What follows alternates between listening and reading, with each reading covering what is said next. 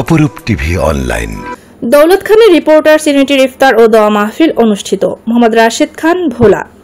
দৌলত খানের সাংবাদিকদের ঐতিহ্যবাহী সংগঠন রিপোর্টার্স ইউনিটির ইফতার ও দোয়া মাহফিলের আয়োজন করা হয়েছে।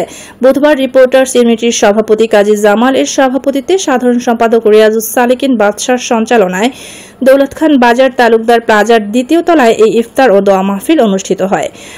অনুষ্ঠানে প্রধান অতিথি হিসেবে ভার্চুয়ালের বক্তব্য রাখেন ভোলা ২ আসনের সাবেক সাংসদ আলহাজ হাফিজ ইব্রাহিম।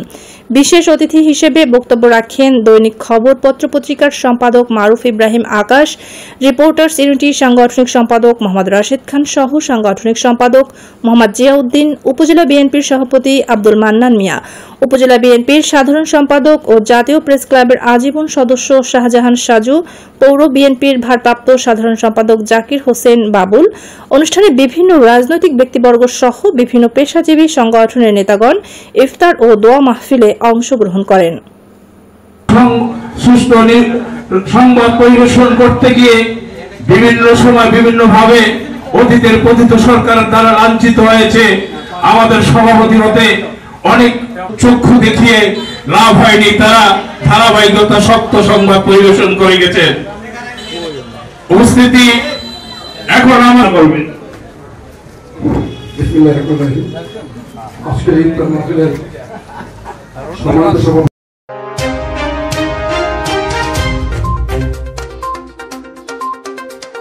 অপরূপ টিভি অনলাইন।